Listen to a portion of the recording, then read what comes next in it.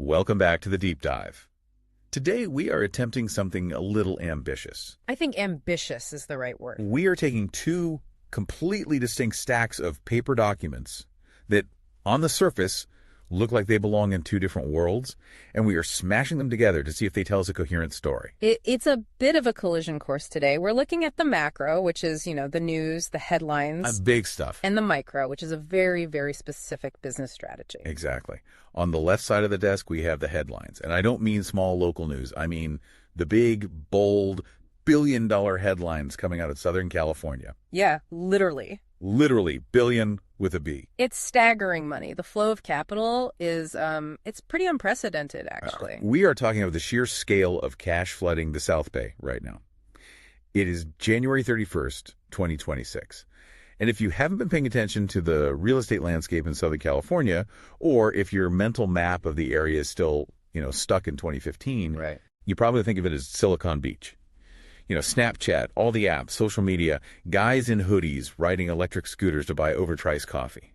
Right. The app era, that whole vibe. But the ground has shifted drastically. That era is, it feels like it's gone. It's hardening. That's the word I would use.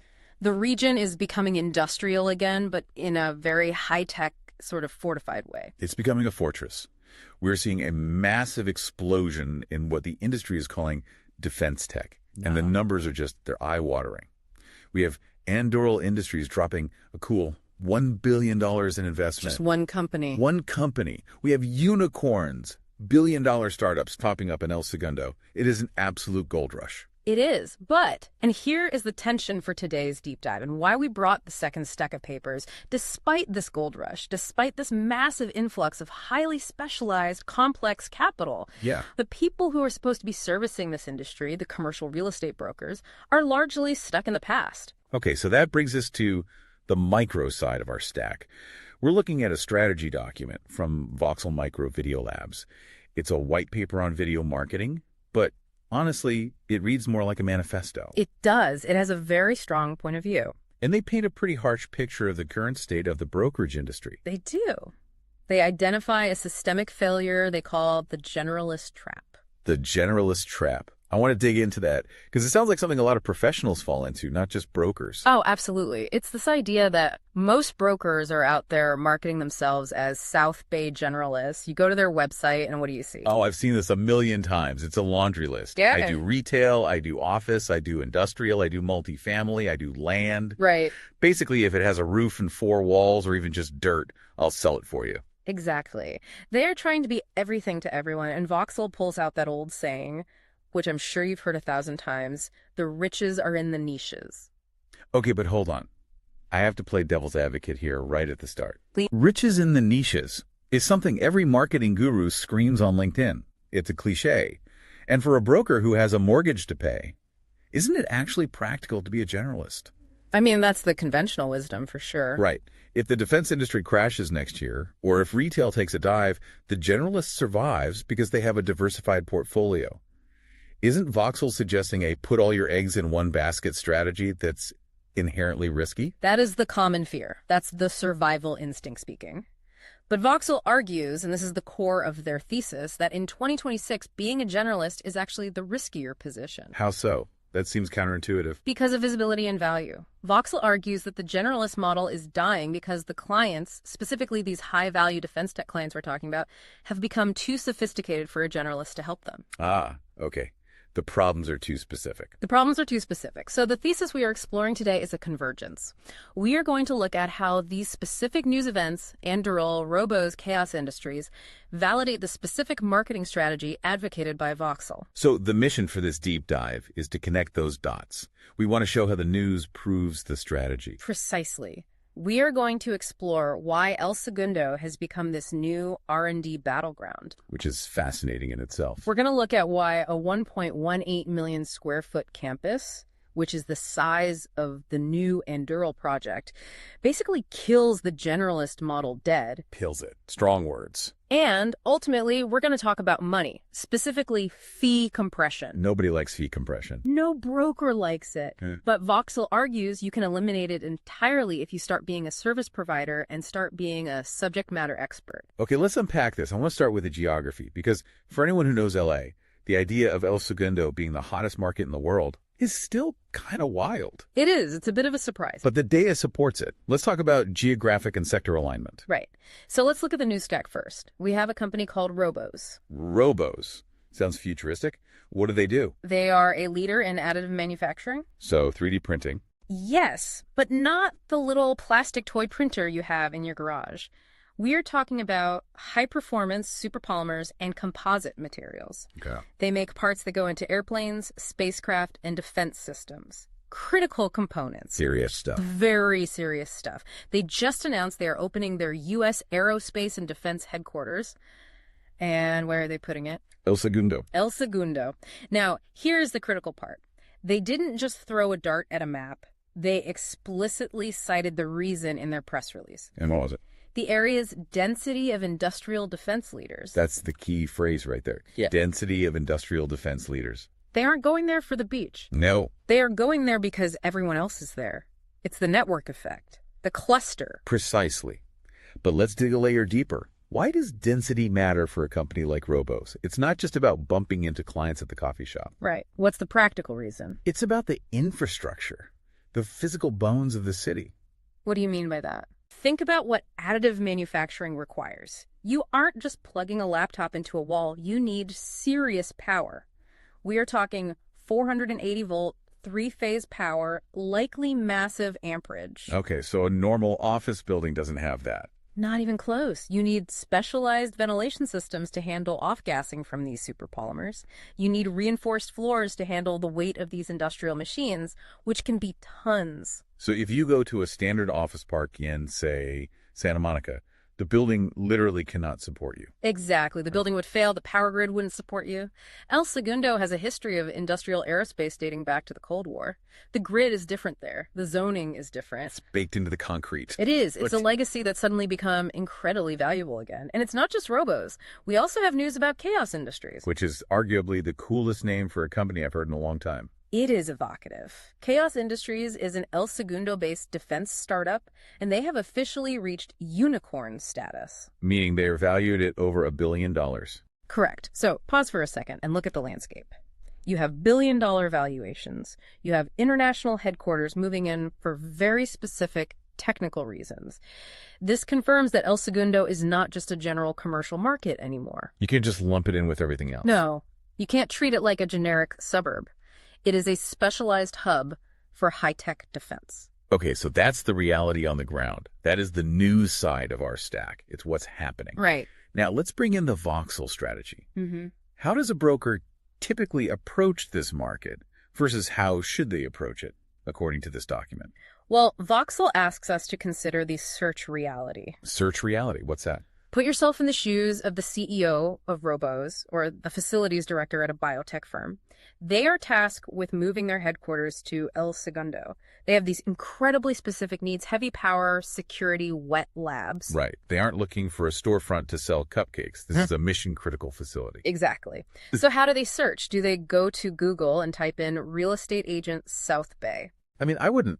That sounds like a great way to get a list of people who sell condos or houses. You get 1 million irrelevant results. Precisely. That is the Voxel point. These high-value individuals do not search for generic titles. They search for solutions to their specific problems. So what are they typing in? They are typing in things like R&D wet lab space for lease El Segundo, or industrial zoning heavy power El Segundo, or maybe ITAR-compliant facilities for lease Southern California? That is a very different search query. It's technical. It's specific. It is. And here is the disconnect. If you are a broker and your website says, I specialize in general commercial real estate in the greater Los Angeles area, you are invisible to that search. You just don't show up. You don't exist in that CEO's world. Even if you are a great broker, the algorithm doesn't know it and the client doesn't see it. Because you aren't speaking their language. You're speaking broker and they are speaking lab space. You're speaking generalist, and they are seeking specialist. This is where the synthesis comes in, what we call the complementary story. Okay, so connect them for us. What does the smart broker do in this situation? The opportunity is this. If a broker followed Voxel's advice, they would stop trying to be the South Bay generalist. Instead, they would look at this robo's news, look at the chaos industry's news, and say, okay, this is a signal. A signal from the market. A huge signal. And they'd say, I am going to create content specifically around aerospace HQ requirements in El Segundo. So instead of a video about why I love the South Bay, it's a video about something that sounds, frankly, much more boring, but is much more valuable. Exactly. It might seem boring to the general public, but to that CEO, it's gold. Voxel suggests creating a video series on a specific topic. For example, the state of life science conversions. If you do that. If you do that, you stop being a broker in the client's eyes. You become an expert. And that's a crucial distinction. A broker is someone who opens a door. An expert is someone who understands what needs to happen inside the room once the door is open. Exactly. An expert de-risks the process for the client, and the market, the news side of our stack, is demanding that specificity. The strategy side, Voxel, is simply the mechanism to supply it. So if you are the one person with a video series explaining exactly how to retrofit a warehouse for additive manufacturing. Robos isn't just calling you. They are only calling you. There's no one else to call. I love that concept. It's about being the only logical choice. But I want to zoom out a bit. We've talked about El Segundo and specific building specs. That's one piece. A big piece. A very big piece. But there's another headline here that's just, it's a different scale altogether. We need to talk about the sheer magnitude of these deals. We need to talk about Anduril. We have to talk about Anduril. This is the heavyweight champion of our news stack today. This is the one that changes the map. Just to recap the stats for our listeners, because they are genuinely hard to wrap your head around. Anduril Industries, $1 billion investment. A new campus spanning 1.18 million square feet. It's just, it's a number that's hard to visualize. To give you some context, the average Walmart supercenter is about 180,000 square feet. Okay. So imagine 6 or 7 Walmarts smashed together, and instead of selling groceries, they're filled with autonomous drones, rocket motors, and AI servers. Oh, wow. Okay, that helps visualize it. And this is spanning Long Beach and Lakewood. This isn't just a lease. This is a massive industrial undertaking. This is nation-building stuff. This is about reshoring the defense industrial base. This brings in a whole other layer of complexity. We aren't just talking about zoning anymore. No. We are talking about geopolitics. We are talking about Governor Newsom being involved. We are talking about national security. This is not a standard real estate deal. Right. A facility like that probably has SCIFs. What CIFs? Explain that. Sensitive compartmented information facilities. Basically soundproof rooms, shielded from electronic surveillance where you can look at top secret documents. Exactly. You don't just put those in a standard office building. You need specific construction standards, specific security perimeters. You probably need federal approvals. It's a whole different world of requirements. In a different universe. And this brings us to the second major concept from Voxel. Claiming a territory. Claiming a territory. It sounds like a game of Risk. In a way, it is. Voxel talks about building a moat. A moat. Okay, explain that. How does a video build a moat? Seems like a flimsy defense. Oh, think about text. Anyone can write a blog post saying, I know about industrial warehouses. Text is cheap. Text is easy to copy. An AI can write a blog post in 3 seconds. Here. But video allows a broker to claim a niche in a way text cannot.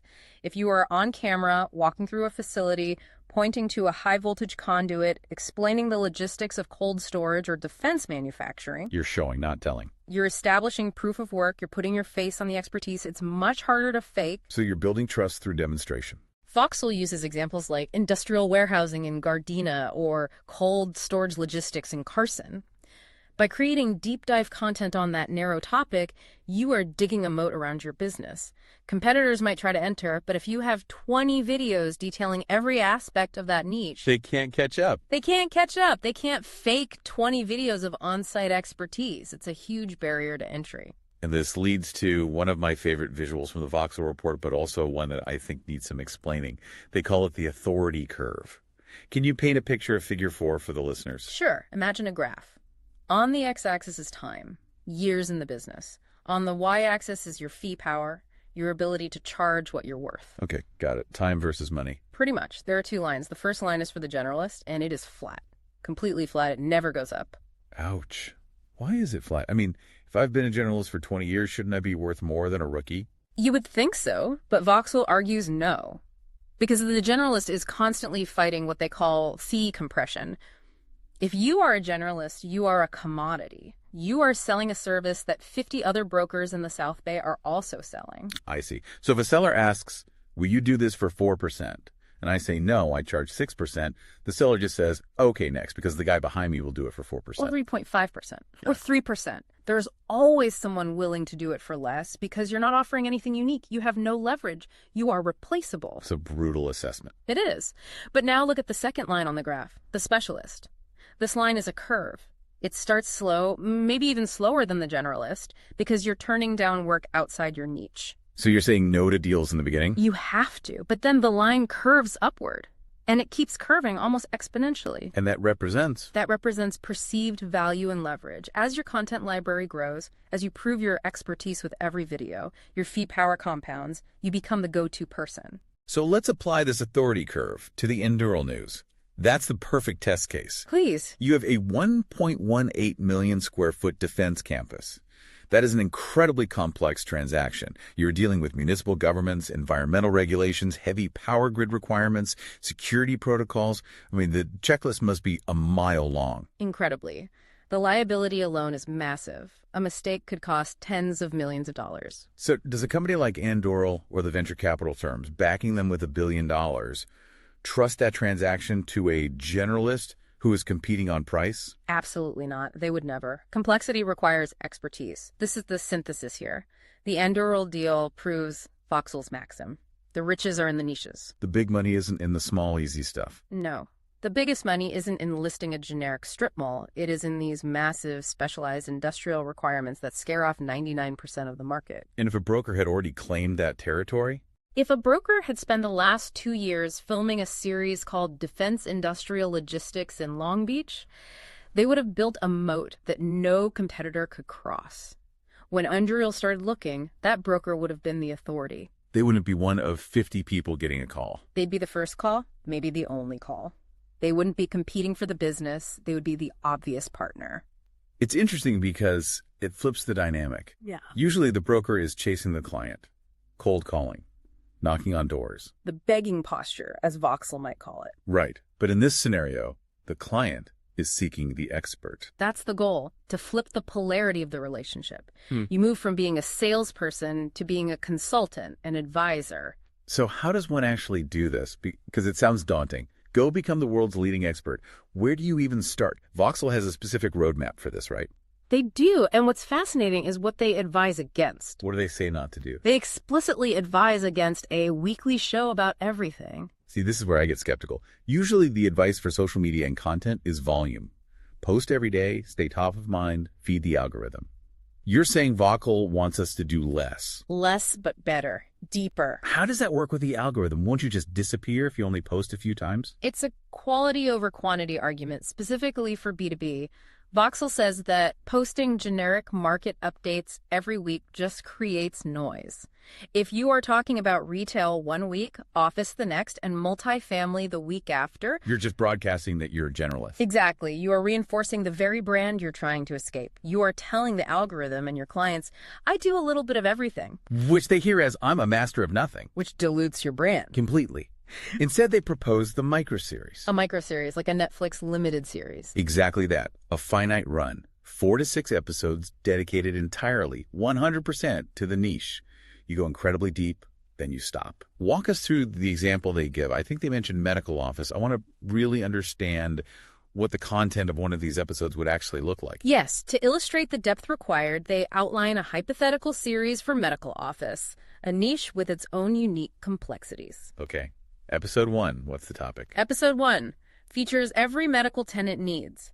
But this isn't medical offices great. It's deeply technical. It's here are the 3 specific power and plumbing requirements you need for a dialysis center versus an imaging center. So it's not surface level. It's real, usable information. It's you need a separate water line for this machine, and the floor drain needs to be here, not there. Deep details. All right, episode 2. Episode 2, zoning nightmares explained. This is a huge one. Okay, let's role play this. I'm the broker. I'm standing in front of the camera. What exactly am I saying in this video? Give me the script. Okay.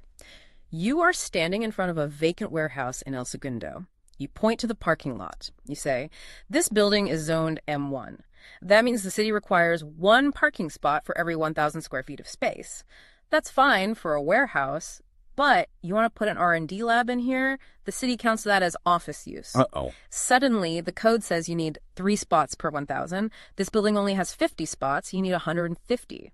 This building just became illegal for your business, and if you sign this lease, you are going to lose your deposit and be stuck with a useless building for 5 years. Wow. Okay. That's terrifying for a business owner. It is. It's a deal killer. But if I'm the client watching that video, I'm thinking, thank God this person told me that. You just became my hero. Exactly. You just saved them $1 million mistake. That is value. That is not sales. That's expert consultation. I see. It's actionable intelligence. It's not just marketing fluff. Okay. Episode 3. Episode 3. Interviews with architects. Talking specifically about tenant improvements, or TI. How much does it cost to reinforce a floor for a heavy machine? How long does it take to get a permit for a specialized HVAC system? You bring in other experts to validate your own expertise. So you're building a network and showcasing it. And episode 4. Episode 4. Market reports and cap rates. Hard numbers. What are these buildings actually trading for? Not just what they're listed for. What are the real comps? So you record these 4, maybe 6 videos. You put them on your website and YouTube. Then what? Then you sleep. You sleep. That's it. Well, the asset works while you sleep. That's the beauty of it. It sits there on the internet forever. Voxel calls it the binge watch effect. Like when I start watching a show and suddenly it's 3 a.m. and I have to be up in 4 hours. Exactly that feeling. Yeah. The goal is for the client, say, a doctor looking for space, or in our case, a defense tech CEO, to find one video because they searched for a solution to their zoning problem. They search El Segundo parking requirements R&D, and your video pops up. Then they see you have another one on power requirements, so they watch the second. Then the third. By the time they pick up the phone to call you, the interview is effectively over. They're already sold. They feel like they know you. They know you know your stuff. They want you, not just a broker. They want your brain. That is powerful. It completely removes the selling part of the sales process. You don't have to convince them you're good. The videos already did that for you. It moves you straight to the consulting part. You start the relationship at step 10, not step 1. Now, let's bring this back to our billion-dollar headline. We have Silicon Beach evolving into this global defense hub. Governor Newsom is involved. The stakes are incredibly high. The stakes are national security level. We are literally talking about the industrial base of the United States. If you apply this micro-series strategy to that defense tech niche, what does that look like financially for the broker? What's the end game? The end game, according to Voxel, looks like zero fee compression. Zero fee compression. That's the holy grail for anyone in a service business. But is it realistic? Big companies have procurement departments. Their whole job is to drive down fees on everything. That's true for commodities. They negotiate the price of paper clips and office chairs. But think about the psychology of a defense CEO or the venture capitalists backing them, firms investing $1 billion. Okay.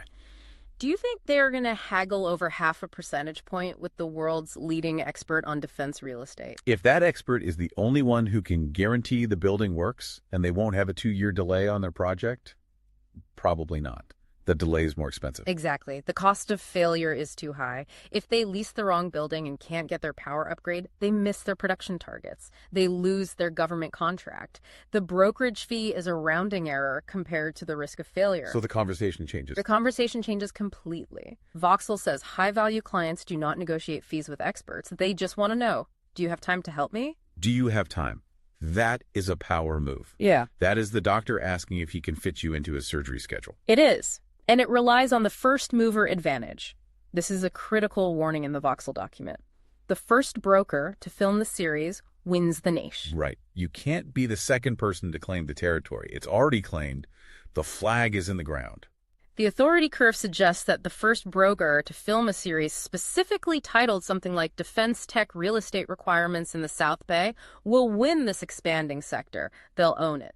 And when you walk into a lifting presentation, you're not just another broker. You aren't begging. You aren't saying, please list with me, I'll put it on LoopNet like everyone else. You are saying, I am the defense tech guy. I have an audience of CEOs watching my content. I know exactly what Induril is looking for because I understand their power requirements.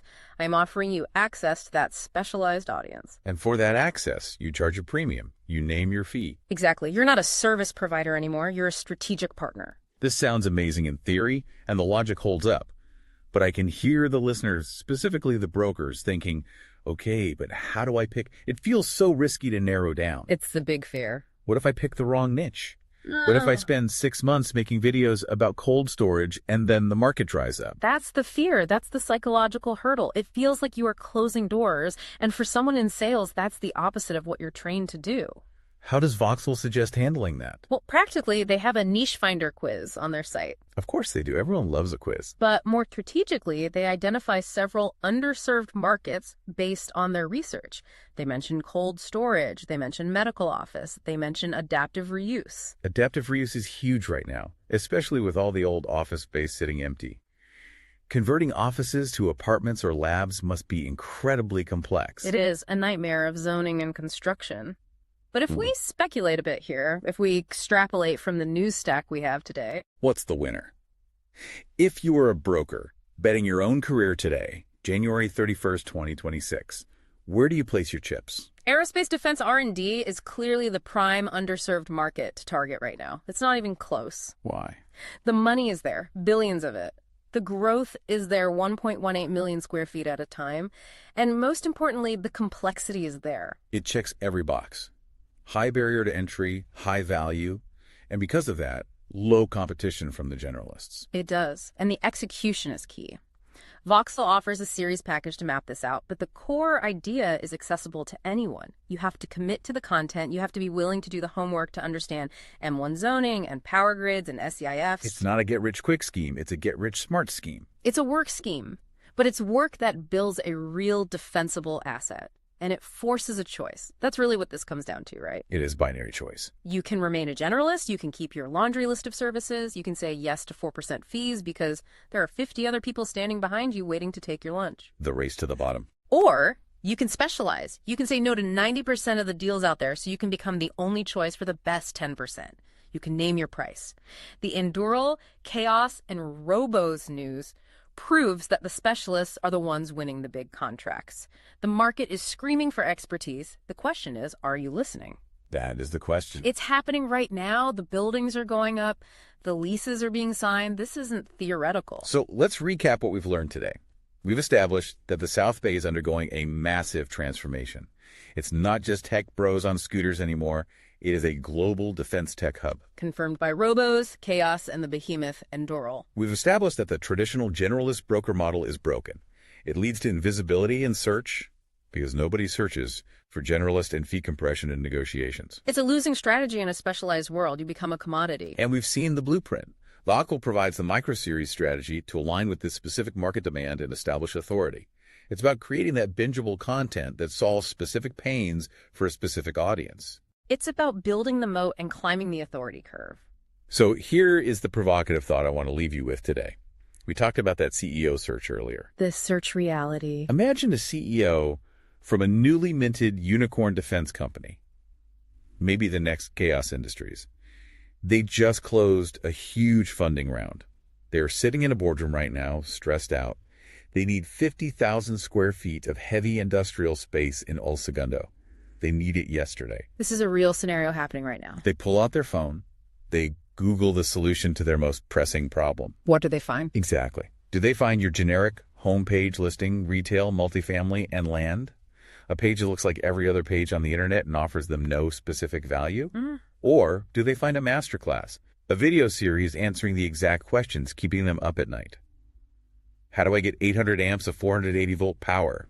What are the zoning limits on hazardous materials? Where can I put my heavy machinery without cracking the slab? If they find that, you've already won. The conversation is over before it begins. The market is moving to El Segundo and Long Beach.